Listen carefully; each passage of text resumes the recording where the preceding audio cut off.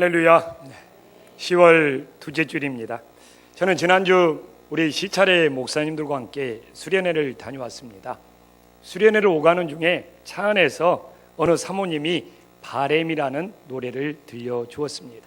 그리고 그 사모님은 바램이라는 노래가 너무 감동적이어서 눈물까지 흘렸다고 하였습니다.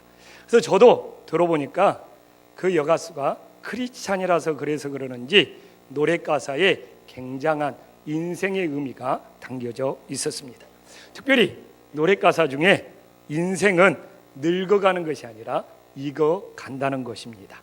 왜 이렇게 마음에 다가오는지, 우리들이 나이를 먹는 것이 늙는 것이 아니고 익어가는 것이 될 수 있다면 그 인생은 정말 복 있는 인생이 될 것입니다.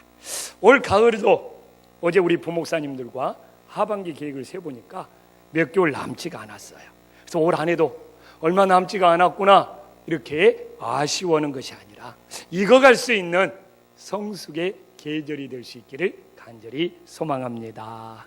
여사랑 인사 한번 나눠볼까요? 늙어가는 것이 아니라 익어가는 모습이 아름답습니다.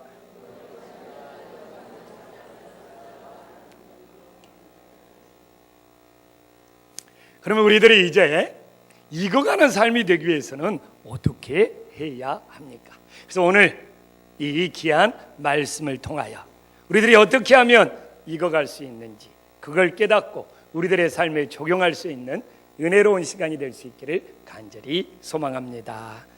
바울은 그레데 섬에 있는 디도에게 편지를 보냅니다. 그레데 섬은 이 지중해, 이 그리스와 터키 그 밑 사이에 있는 섬으로서 아시아와 유럽을 연결하는 아주 중요한 섬이었습니다. 그래서 바울은 이 아시아와 유럽을 연결하는 이 그레데 섬의 진짜 가치를 알기에 디도를 데리고 그레데 섬에 들어가서 열심히 선교를 했습니다.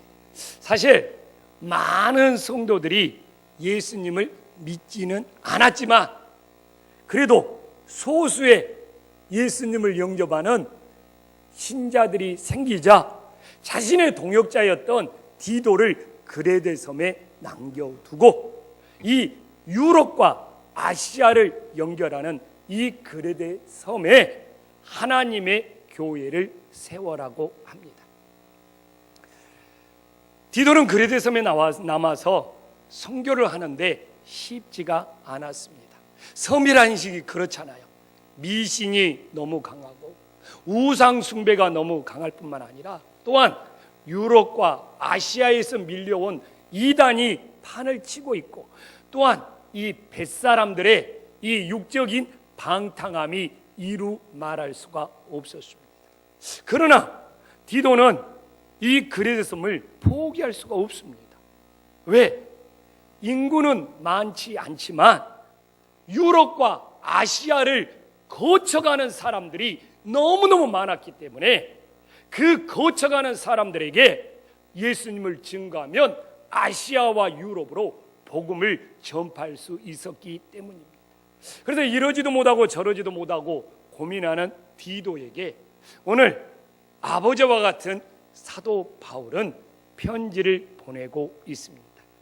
이런 진퇴낭난의 어려움 속에 사도 바울이 디도에게 돌파구를 제시하고 있습니다. 그건 바로 오늘 12절에 나와 있는 양육이었습니다. 너가 한 사람 한 사람 양육하는 일에 마음을 다하면 그 한 사람의 양육자가 또 그 한 사람의 양육자가 믿음을 바르게 세우고 전파할 수 있다는 원리입니다. 그러면 이제 이 바울은 그 그레데 섬의 어려움 속의 돌파구로 양육을 제시하는데 우리들이 양육을 받을 때 제일 먼저 누구에게 내가 양육을 받고 있는지를 점검해 보아야 합니다. 이것이 중요한 이유는 양육을 받는 사람은요, 양육하는 사람에게 속하게 되어 있는 겁니다. 그래서 누구에게 양육을 받느냐에 따라서 그 사람에게 속할 수밖에 없는 것이 양육의 관계입니다. 그런데 사도 바울은 이걸 잘 알아서 그러는지 11절과 12절을 연결해 보면 양육은 사도 바울은 사람에게 받는 것이 아니라 하나님께 받아야 한다는 겁니다. 이처럼 사람의 양육이면 사람에게 속하지만 하나님께 양육을 받으면 하나님께 속한 사람이 된다는 것입니다. 지금까지 한국교회는 양육하는 일에 열심이었습니다. 그러다 보니까 교회를 다니면 누구나 양육을 한 번쯤은 받았을 것입니다. 만약 교회를 옮겨 다녔다면 여기 있는 성도들은 새생명 교육을 2번도 받고 3번도 받고 더 많이 받은 사람도 있을 겁니다. 그래서 새생명 교육을 몇 번 받느냐가 교회를 몇 번 옮겨 다녔느냐가 될 만큼 한국교회는 정말 양육에 열심입니다. 옆 사람한테 한번 물어볼까요? 새생명 교육 몇 번 받았어요? 한번 물어보세요. 그것이 교회를 몇 번 옮겼느냐. 근데 우리가 받은 양육 좋습니다. 그러나 오늘 이 본문에 비춰봐서 내가 받은 양육이 지금까지 사람의 양육이었는지 하나님의 양육이었는지를 돌아봐야 돼요. 사실 한국교회는 사람의 양육이 되어서 그러는지 양육을 받고 나면 달라져야 되는데 오히려 양육을 받고 나서 편을 가르고 갈등하고 다툼하고 분열 현상이 일어나고 있습니다. 어떻게 양육의 열매가 양육받은 사람들끼리 편이 만들어지고 다툼이 생기고 갈등이 생긴단 말입니까? 이건 바로 사람에게 속한 양육이었기 때문에 그렇다는 것이죠. 부디 우리들이 사람의 양육이 되지 말고 하나님께 받은 양육이 되어서 그리스도를 닮아갈 수 있는 제자로 익어갈 수 있기를 간절히 소망합니다. 그러면 하나님의 양육은 어떻게 시작됩니까? 오늘 11절에 잘 나와 있습니다. 모든 사람에게 주시는 구원의 은혜를 받아야 하는 겁니다. 우리가 교회를 다니더라도 이 구원의 은혜를 받지 않았다면 양육의 필요성을 느끼지 못합니다. 정말이죠. 또한 구원의 은혜를 받았더라도 그 구원의 은혜를 받은 사람이 양육과 연결되지 아니하면 신앙이 자라나지 못하고 늘상 제자리 걸음에 머물러 있습니다. 양육과 관련하여 이 우리나라에 있는 교회들이 실수하는 것이 뭐냐면 교인들을 양육하기보다는 뭐 합니까? 사육하고 있다는 겁니다. 양육은 분명히 예수님을 닮아가는 제자의 목적이 있습니다. 그러나 사육은 교인들을 관리하고 통제하는 겁니다. 양육은 상대방을 세워주고 상대방을 위해주는 겁니다. 그러나 사육은 그 사람을 잘 키워서 교회의 이득을 취하고 목사의 이득을 취하고 일을 많이 시켜서 교회에 뭔가 유익을 얻기 위하는 것이 사육입니다. 우리는 가정에서도 자녀들을 양육해야 되는데 사육하는 부모들이 많습니다.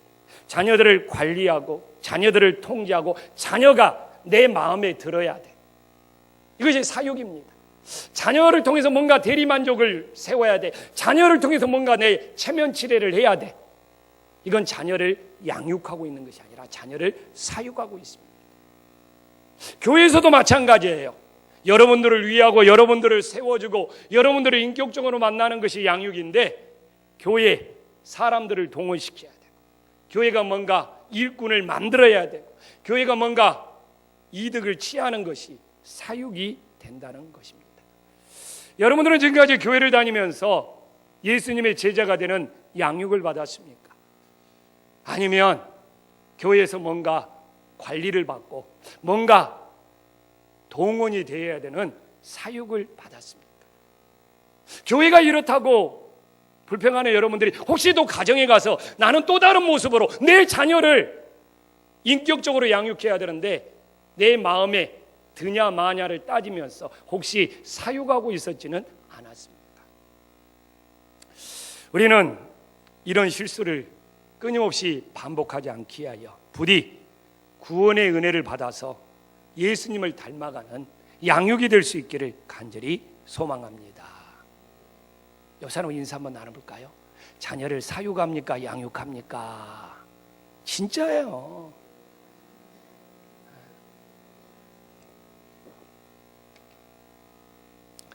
그럼 우리들이 하나님의 은혜를 받아서 양육을 받으면 어떤 변화가 나옵니까? 오늘 어떻게 보면 12절이 핵심입니다. 12절 한번 봐볼까요? 양육을 받으면요, 봐보십시오. 경건하지 않는 사람이 경건하게 살게 되는 겁니다. 맞잖아요. 어떻게 시작해서 어떻게 끝나는 건가? 이 말씀을 묵상해 보자고요. 우리가 양육을 받으면 제가 번역하면 그렇게 했어요. 경건하지 않는 사람이 경건하게 살아가게 된다는 겁니다. 그래서 우리가 무슨 교육을 받았네, 무슨 훈련을 받았네, 이것이 중요한 것이 아니라 그 교육을 통해, 그 훈련을 통해, 그 말씀을 통해 경건하지 않았던 내가 얼마만큼 경건해졌느냐, 이것이 진짜 양육의 본질임을 믿으시기를 간절히 축원합니다. 그럼 우리는 과정을 마쳤다, 코스를 마쳤다. 이건 성경적인 양육, 하나님의 양육이 아니죠. 우리가 어떤 교육을 받았든 진짜 하나님의 양육을 받았다면 내가 이 교육을 받기 전에는 이런 부분들이 경건하지 못했는데 이 교육을 받고 나서, 이 양육을 받고 나서 내가 이만큼 경건해졌구나. 그런데 내가 이만큼 경건해졌다는 것이 그만큼 예수님을 닮은 제자가 되었다는 것이죠. 그럼 우리는 경건은 무엇입니까? 도대체 경건은 무엇이단 말입니까? 가장 단순하게 표현하면 히브리서 11장 5절에 나와 있는 것처럼 하나님을 기쁘시게 하는 것. 단순하게 표현한다고 그랬어요. 경건하면 많은 말들을 해야 되고 설교도 이것까지만 가지고도 해야 되죠. 그러나 그냥 오늘 가장 단순하게 표현하면 믿음이 없이는 하나님을 기쁘시게 못하나니 하나님께 나아가는 자는 하나님이 반드시 계신 것과 그가 자기를 찾는 자들에게 상 주시님을 믿어야 할지니라. 이처럼 경건이 무엇이냐? 하나님을 기쁘시게 한다는 겁니다. 그러므로 경건하지 못했을 때는 하나님을 기쁘시게 못했던 우리들이 양육을 받아서 경건해짐으로 하나님을 기쁘시게 하는 거예요. 오늘 예배를 드리면서 우리는 알 수 있어요. 내 예배가 하나님을 기쁘시게 하는지 기쁘시게 못하는지. 여러분들이 예배를 드리면서 핸드폰 만지작거리고 딴짓하고 있으면 그래도 교회 나와준 건 고맙죠. 그러나 하나님을 기쁘시게 하는 경건한 예배는 아닌 것이죠. 그 사람은 경건을 모르는 거예요. 우리는 너무나 생활 속에서도 지금 이 행동이 하나님을 기쁘시게 하는지 하나님을 기쁘시게 못하는지 우리들이 회피하지만 않는다면 알 수가 있습니다. 오늘 여러분들은 이 예배를 하나님 아버지 앞에 하나님을 기쁘시게 해드릴 수 있는 경건의 예배를 드리고 있습니다. 그래서 경건이라는 것은 하나님을 기쁘시게 해드리는 것. 옆 사람 얼굴을 한번 쳐다봤어요. 이 사람이 경건의 예배를 드리고 있는지, 진짜 하나님을 기쁘시게 하는 예배를 드리고 있는지. 모두가 그렇지는 않다는 겁니다. 왜? 경건을 모르기 때문에. 교회에 오는 것도 중요하지만 이 교회에 와서 내가 어떻게 하면 하나님을 기쁘시게 할까? 내가 오늘 이 찬양을 부르면서 어떻게 하면 하나님을 기쁘시게 할까? 내가 오늘 이 기도를 하면서 어떻게 하면 하나님을 기쁘시게 할까? 저 같은 목회자가 오늘 이 예배를 드리면서 어떻게 하면 하나님을 기쁘시게 할까? 이 간절한 마음이 끓어오를 때 이것이 성령 충만이고 경건이란 말입니다. 여러분들 오늘 이 예배를 드리면서 내가 어떻게 하면 하나님을 기쁘시게 할까? 내가 서 있는 자리에서, 내가 봉사하는 자리에서 어떻게 하면 하나님을 기쁘시게 할까? 여기에 대한 기도가 있었습니까? 여기에 대한 고민이 있었습니까? 이것이 경건이 살아있는 사람입니다.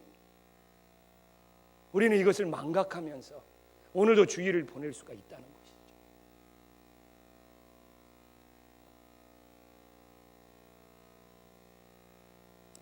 그렇기 때문에 어떻게 하면 하나님을 기쁘시게 할까? 이 경건에 고민이 있는 사람은 하나님의 말씀이 꿀송이 같고 이 예배가 세상보다 어떤 것보다 소중한 것이 될 수밖에 없는 것이죠. 그것이 없기 때문에 우리는 예배에 집중하지 못하고 산만해질 수밖에 없는 거예요. 여러분, 이것이 사람의 양육과 다른 겁니다. 사람의 양육은 동원되고 자리 채우면 되고 눈도장 찍으면 돼요. 그러나 하나님의 양육은 하나님을 기쁘시게 해드리는 경건의 삶이 있어야 하는 겁니다. 그럼 우리가 이렇게 경건하지 않는 사람들이 경건해지기 위해서는 어떻게 하나님께 양육을 받아야 됩니까? 12절에 보면 세 가지를 말하잖아요. 경건하지 않는 것에서 경건하게 사는 것 사이에 세 가지가 나오잖아요. 뭡니까? 이 세상의 정욕을 버려라, 신중하라, 또 뭡니까? 의로워라고 세 가지가 나옵니다. 이것이 우리의 경건의 내용을 채우는 세 가지입니다. 자, 그럼 이 세 가지 의미가 뭔지, 그래야지 우리가 얼마나 경건한지를 알 수 있습니까? 제일 먼저 이 세상의 정욕을 버리라고 합니다. 누구든지 구원을 받았다고 하면서 이 세상 것을 버리지 못하면 그 사람은 진짜 구원받았는지 정말 물음표가 들어가는 거예요. 내가 구원받았다고, 내가 은혜 받았다고 하면서 이 세상 거 버리지 못하면 그 사람은 진짜인지를 한번 다시 점검해 봐요. 진짜 구원의 은혜를 받았다면 이 세상의 정욕들이 싫어지고 버리게 되는 것입니다. 그러면 이 세상의 정욕은 뭡니까? 이것도 많은 이야기가 있지만 오늘 저는 이렇게 단순하게 정리하겠습니다. 그건 소유욕입니다. 뭔가를 소유해서 내 만족을 채우고 싶은 거예요. 이 소유욕. 봐보십시오. 이 세상의 광고입니다. 이 세상의 광고는 더 많은 것, 더 좋은 것을 소유하면 인생이 행복해진다는 거예요. 자동차도 더 좋은 자동차를 소유하면 뭐 인생이 행복한다고 막 광고를 보면서 막 제가 놀래죠. 그리고 막 TV도 그래요. 이미 가지고 있어. 그러나 TV에서 더 좋은 것을 광고하면 그걸 가지고 싶어. 이것이 바로 이 세상의 정욕입니다. 남자들이 실수하는 것이 뭐예요? 사랑하는 아내가 있음에도 불구하고 그 아내를 소유의 개념으로 생각하니까 이미 이 아내 소유했다? 그러니까 또 다른 여자한테, 다른 여자를 또 소유하려고 하는 거예요. 사랑의 관계로 만나면, 그렇기 때문에 소유의 관계로 만나기 때문에 가정이 깨지는 겁니다. 상대방을 소유했기 때문에 이미 소유했다라고 하면서 또 다른 걸, 또 다른 대상을 소유하려고 하는 거예요. 남자들은 사람을 소유하려고 한답니다. 직급이 높아지고 계급이 높아지고, 그래서 사람을 얻고 사람을 소유하려는 것이 남자의 소유이고, 여자는 더 좋은 것을 가지고 싶어. 더 좋은 보석 반지를 가지고 싶고, 더 좋은 어떤 그런 물건들, 그렇게 본능이 그렇게 작동한답니다. 그래서 남자는 사람을 얻고 싶고 사람을 소유하고 싶어서 끊임없이 위로 올라가고 싶은 것이고, 여자들은 끊임없이 진귀하고 좋은 것을 소유해서 자기 가치를 높이고 싶은 것이 남자와 여자의 소유욕의 본능이라는 겁니다. 그렇기 때문에 우리는 버려야 돼요. 이 세상의 정욕을 버리는 것부터 경건이 시작되고 경건이 출발됩니다. 그런데 우리들의 기도가 안타까워요. 더 많은 걸 소유해서 내 인생을 만족하게 해달라고 하나님 앞에 기도하는 부류들이 있으니 이것이 뭡니까? 영적인 소경이 되는 거죠. 영적인 소경이. 하나님 앞에 버려야 될 것을 하나님 앞에 달라고 기도하니 이게 얼마나 안타까운 일입니까? 우리들이 이 세상에서 더 소유하고 싶은, 더 가지고 싶은 이 정욕들을 버릴 때 하나님을 기쁘시게 하는 경건의 삶이 가능함을 믿으시기를 간절히 축원합니다. 또한 신중함 봐보십시오. 신중함의 원뜻을 보면 자기를 제어하고 자기를 다스린다는 거예요. 내 이 말을 제어하고 말을 다스리는 것이 신중함이고, 내 이 감정을 제어하고 다스리는 것이 신중함이고, 내 행동을 제어하며 다스리는 것이 신중함이라는 겁니다. 근데 모든 사람의 제약은요, 이 신중함을 잃어버릴 때, 자기 자신을 다스리는 걸 잃어버릴 때 모든 죄악은 시작되더라 이겁니다. 가인이 인류 최초의 어떤 이웃을 향한 죄악이잖아요. 가인이 동생 아벨을 죽인 죄가 어떻게 시작되었습니까? 창세기 4장 4절의 5절을 봐보십시다. 참 이 말씀이 여러분 봐보십시오. 예물만 받았습니까? 왜 가인의 예물, 아벨의 예물 갖고만 따지냐 이거. 봐보십시오. 아벨과 그의 재물이라고 그러고요, 가인과 그의 재물이라고 합니다. 맞죠? 맞아요, 틀려요? 왜 예물만 받았냐 안 받았냐 이것을 따지냐 이거죠. 아니에요. 아벨과 그의 재물이죠. 가인과 그의 재물이죠. 예물만 받은 것이 아니라 그 사람을 연결해서 함께 받아서 하나님이 받을까 안 받을까를 결정했어요. 오늘도 우리들이 우리 예배만 받으시는 것이 아니에요. 예배와 뭡니까?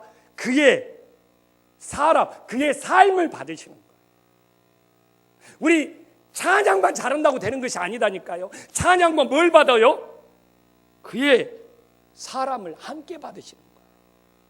오늘 조영식의 설교만 하나님이 받으시는 것이 아니고 이 설교와 함께 조영식이라는 인간을 하나님이 함께 받으시고 있는 거예요. 한국교회 맹점이 뭡니까? 예배만 받으시고 예물만 받으시고 찬양만 받으시고 기도만 받으신 줄 안다니까요. 아닙니다. 이런 우리는 가인과 아벨, 그래서 아벨은 자기 예물을 하나님이 안 받은 것 같지만 정작은 뭡니까? 가인 자체와 그 예물이 함께 맞물려서 하나님이 안 받으신 거예요.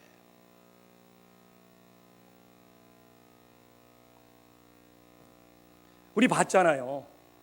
가인과 그의 아벨을 이 예물을 안 받으니까 가인의 이 막 분노가 끌어올라가서 막 안색이 변했다고요. 신중함을 잃어버린 거예요. 자기 감정을 조절하지 못한 거예요. 그래서 하나님이 기회를 줘요. 창세기 4장 7절에 뭐라고 기회를 줍니까? 죄가 너를 원하나 너는 죄를 다스려라는 겁니다. 신중함을 찾아라는 거예요. 죄가 너를 원하고 있지만 너는 죄를 다스려라는 겁니다. 여기서 하나님이 우리에게 자유의지를 주셨고 우리를 인격적으로 하나님이 만나 주시고 있잖아요. 내가 내 자신을 다스리지 않으면 누구에게 책임을 전가할 수 없는 거예요. 여기에는 굉장히 하나님이 우리를 인격적으로 존중할 수 있도록 우리를 창조하신 하나님의 깊은 사랑이, 하나님이 직접 우리를 통제하지 않아요. 이미 한 인간으로 만들었으면 하나님은 내가 내 자신을 다스릴 수 있는 신중함을 주신 거예요. 그래서 사단은 뭡니까? 끊임없이 우리 감정을 충동질해서 신중함을 잃어버리게 합니다. 말 실수, 행동의 실수, 마음의 실수, 관계의 실수. 왜? 우리 이 감정을 충동질해서 신중함을 잃어버리면 실수하게 되고 죄를 짓게 만들어요. 그러므로 양육을 받는다는 것은 무엇입니까? 하나님 안에서 끊임없이 우리들이 신중해진다는 거예요.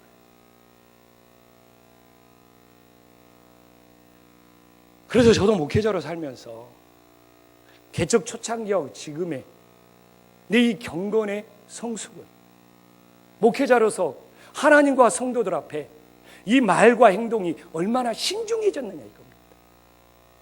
이것이 내가 그만큼 경건해지고 성숙해진 척도고 수준인 거예요. 그리고 이 신중함을 유지하기 위해서는 뭐가 필요한지 알아요? 끊임없이 주님의 평안이 내 안에 머물러야 돼요. 주님의 평안이 없으면 이 신중함을 잃어버립니다. 그래서 사도 바울이 기막힌 사람이에요. 모든 편지를 줄 때 주의 은혜와 평안이라고 합니다. 하나님의 평안이 내 안에 머물 때 어떤 일을 만날지라도 흔들리지 않고 신중할 수 있는 거예요. 오늘도 우리 성도님들이 하나님 아래서 신중한 경건함을 위해서 주님의 평안이 여러분들의 마음속에 머물 수 있기를 간절히 소망합니다. 또 하나는 저 사람이 경건하냐의 척도는 또 하나는 의로움입니다. 근데 여기서 의로움의 뜻은 뭐냐? 다른 사람과 공정하게 대하고 공정하게 만나는 것이 의로움이라는 거예요. 경건하지 않는 삶은 뭡니까? 자기 중심적이고 이기적이라는 거예요. 근데 경건해질수록 내 중심, 내 이기심에서 벗어나서 나와 상대방이 공정하게 만나는 거예요. 나는 이 의로움이 제일 어렵더라고요. 말을 해도요, 상대방하고 나하고 말을 해도 공정하게 대화가 되는 거예요. 나한테 유리하게 말합니다. 남을 만날 때도 항상 내가 뭔가 이득을 취하고 내 입장에서 만납니다. 이거 뭡니까? 경건하지 않는 거예요. 공정함에 의로움이 없는 겁니다. 사람과 사람을 만날 때도 차별하지 않고 이 사람이나 공정하게 대하는 것이 여기에서 말하는 경건의 의로움이라는 거예요. 근데 교회는 끼리끼리가 많잖아요. 양육 받으면 자기 양육 기수끼리 똘똘 미치고 다른 사람들은 배척하고, 이건 사람의 양육이라니까요. 이건 공정함의 의로움이 없어요. 진짜 양육을 받았으면 이 사람이나 저 사람이나 동일하게 대하는 거예요. 오늘 우리 박 장로님도 기도했지만 모든 사랑의 출발은 놀랍게도 이 공정함의 의로움 속에서 사랑이 시작됩니다. 예수님은 창녀나 고아나 가부나 차별하지 않았어요. 그들도 공정한 의로움으로 되어 있어요. 거기서 뭐가 시작돼요? 진짜 주님의 사랑이 시작됩니다. 그러나 우리는 교회에서차도 자기하고 뭔가 이해관계가 있는 사람은 막 반갑게 맞이하지만, 그렇지 않으면 굳이 인사 나눌 필요가, 굳이 얼굴 마주칠 필요가, 그냥 살짝 외면하고 가는 거잖아요. 이건 내 안에 무슨 경건이 부족한 거예요? 공정하게 의로움으로 만나는 경건이 부족한 거예요. 저는 어떻게 보면 이 부분이 굉장히 은혜가 됐어요. 내가 목회하면서 우리 성도들을 공정한 의로움으로 만나야 되겠구나. 누구라고 특별히 막 대하고 또 그렇지 않다고 홀대하는 거, 나에게 뭐가 없는 거예요? 의로움이 없는 거예요. 뭐까지 잃어버려요? 사랑까지 잃어버려요. 그래서 우리 성도님들도 생각을 바꿔야 돼요. 목회자가 자신만을 특별히 대해주고 자신만하고 특별히 관계를 맺게 해달라는 거, 뭐가 없는 거예요? 공정한 의로움이 없는 거예요. 우리 교회 목사는 공정한 의로움이 있어서 모든 성도들을 누구나 동등하게 대하는 목회자가 되게 해주시옵소서. 나도 누구라고 특별히 하고 누구라고 특별히 안 하는 것이 아니라 예수님 안에서 모든 형제 자매가 되었다면 공정한 의로움으로 만날 수 있게 하여 주시옵소서. 이것이 진짜 경건함이고 성숙인 거예요. 교회와 교회 사이도 마찬가지예요. 무슨 특별한 교회가 있습니까? 자기 교회가 더 우월합니까? 그건 공정한 의로움의 경건이 없는 거예요. 여러분, 그래서 경건하지 않았던 사람이 이렇게 경건하게 살게 된다는 것은 내가 소유하고 싶은 것을 얼마나 버릴 수 있고, 내 자신을 다스리는 신중함이 얼마나 깊어지고, 정말 사람을 대할 때 차별하지 않고 나에게 유리하게 하지 않고 얼마나 공정하게 의로움으로 대할 수 있느냐. 이것이 진짜 그 사람이 경건한 삶으로 변했다는 그 아름다운 향기인 겁니다. 이제 양육의 열매가 익어가기 위해서는 어떻게 해야 합니까? 13절에 사도 바울은 그 답을 제시합니다. 한 목소리 읽어보겠습니다. 시작.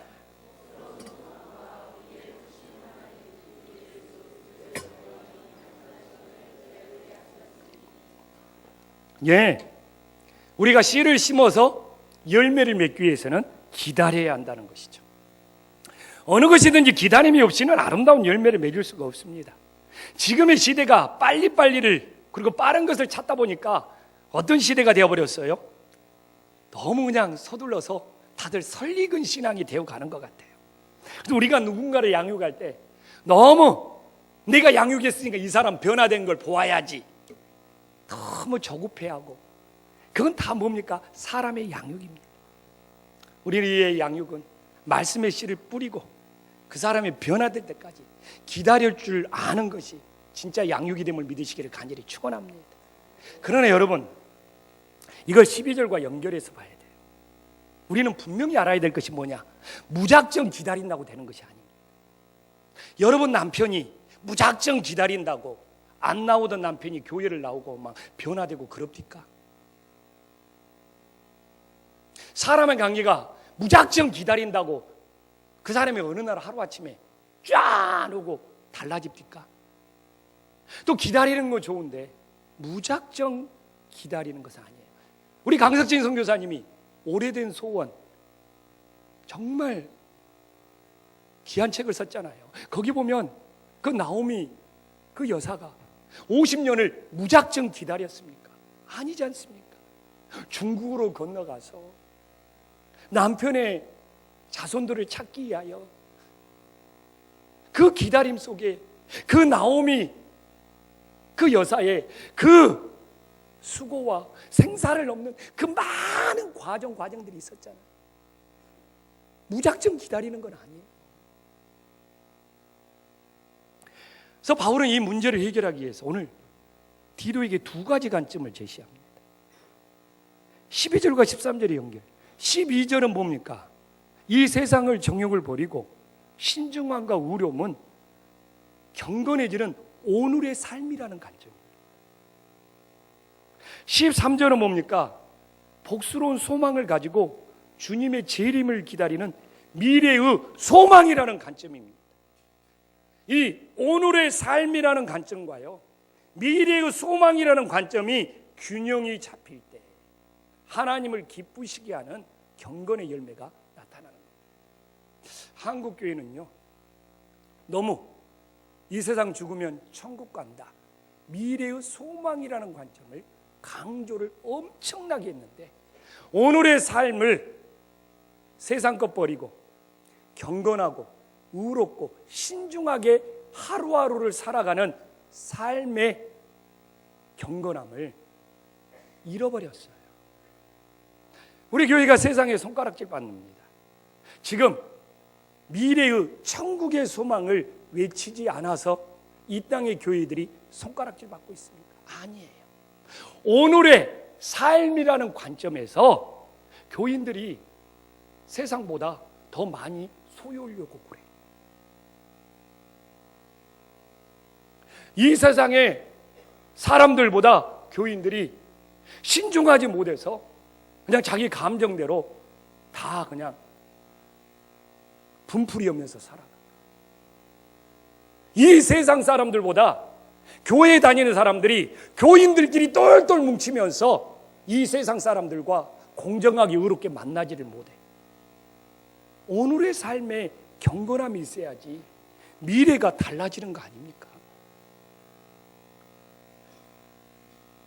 부부 사이도 마찬가지예요. 기다리면 되겠지. 아니에요. 둘 중에 누군가 하나는 오늘의 삶을 통해서 변화되어 가야 돼요. 그리고 한 사람이 변화되는 그 향기가 다른 사람에게도 전염시키는 거예요. 무작정 기다린다고 해서 되는 것이 아니다니까요. 그렇기 때문에 너무 이 땅의 교회들은 천국 소망이라는 너무 중요하잖아요. 미래의 복스러운 그 관점은 지나치게 강조했지만 오늘 하루하루 삶을 경건하게 살아가야 된다는 그걸 지금 놓치고 있다는 것이죠. 그러나 중요한 것은 오늘의 삶이라는 경건함이 있어야지 미래의 복스러운 삶의 열매가 나타날 수 있다는 겁니다.